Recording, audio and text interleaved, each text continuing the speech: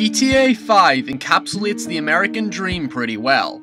It looks at the greed, poverty, morality, and general absurdity of a constantly fluctuating economy in particular honest yet humorous tonality. In the last video, which was frickin' months ago, we looked at how Grand Theft Auto's rags to riches storytelling acted as both a source of social commentary and a way for us everyday folk to live out a dream we can never have. In this video, we'll talk about a much discussed theme of GTA 5, the three wise monkeys, and compare this metaphor with how it connects to the narrative and its characters as a whole. I know, sounds ridiculous. No, actually it does not sound ridiculous, you know? To give you a bit of insight, the three wise monkeys has been obscured over time.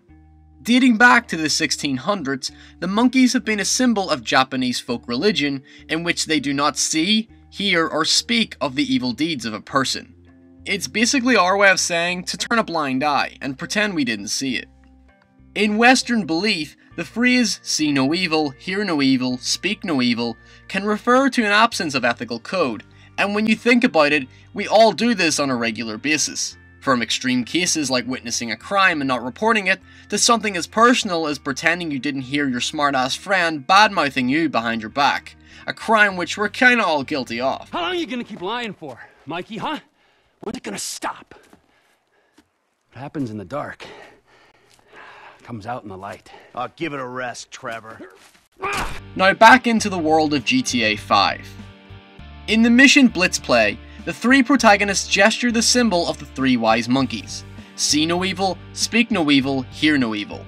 Its significance to the narrative is that each image is inherent to the character.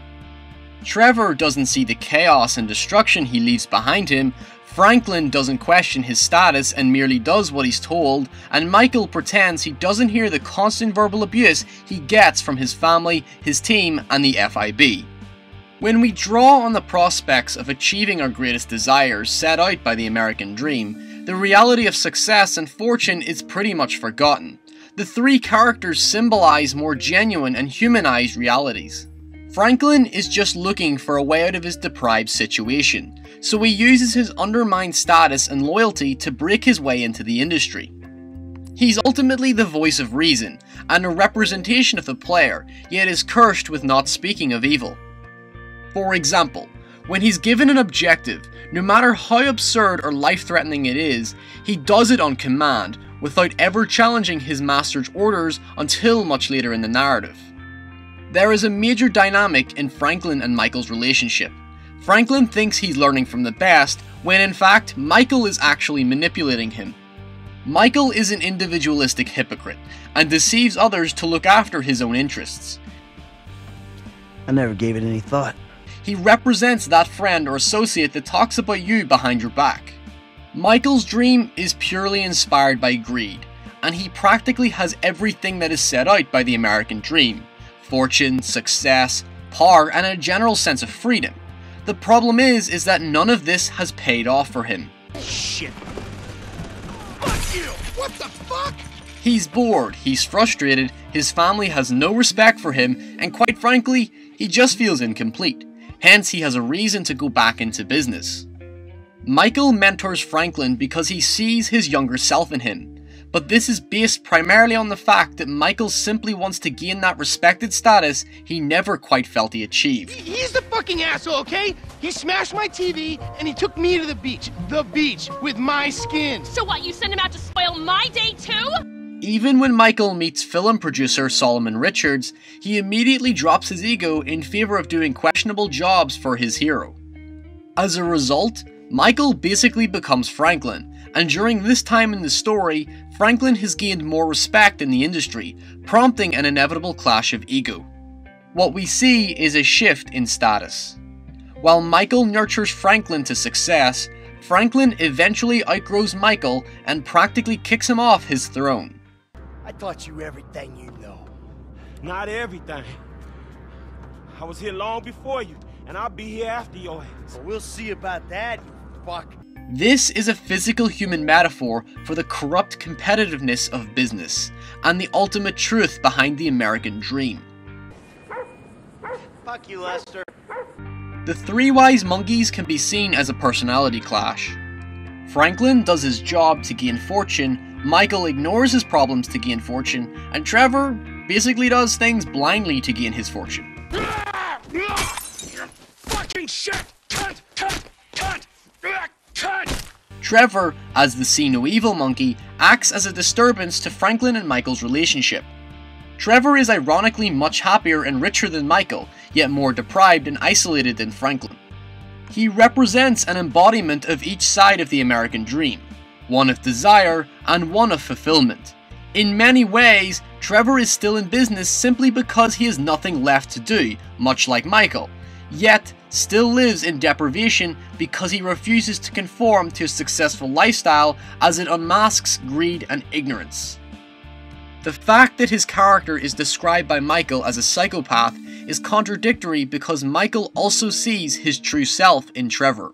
In other words, Franklin is how we see the American dream, and Trevor is the far spectrum of that dream, of having gone so far as to lose everything, pretty much how Michael's storyline develops. At the start of Michael's career, he sees himself as Franklin, but now he sees himself becoming Trevor. So it appears that Franklin and Trevor are really the ones that influence Michael, not the other way around. Despite being somewhat their deceptive leader, Michael can't help escape the fact that he's actually in an uncertain state in his life. In short, money can't buy him happiness. When we talk about the evil the monkeys speak of, what we're really referring to is Michael, who is basically the embodiment of human evil. As Dr. Freelander tells Michael at the start of the game, the only way he can progress in life is with overriding futility. In other words, a contradicting statement of important uselessness.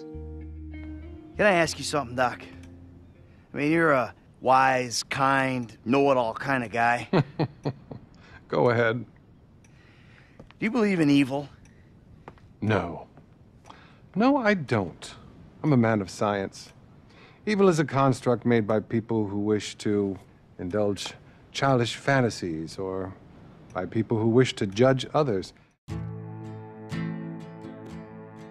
In all, the Three Wise Monkeys is a symbol of pure human ignorance, and Trevor, Michael, and Franklin encapsulate the three spectrums of our desire for fortune and success. Importantly, Franklin is the grounded perspective of the audience, and our trust to a questionable leader is part of the real world. We don't ask questions, we just do it. Trevor represents our blind ambitions, our delusions of getting things we don't really need. Michael represents all that is evil in human nature, but it would be hypocritical for us not to see some form of empathy in his troubled status. Michael is trapped between two worlds of realizing that he's an old dog about to lose his territory, while realizing he will inevitably end up completely deprived like Trevor. Michael is a sociopath, a psychopath, selfish and greedy, but most of all, he's a human being with the same desires as everyone else. Because as they always say, ignorance is bliss. I got money. It's just you're miserable.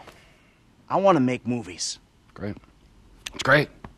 And so where exactly does this leave me in the second act of your life?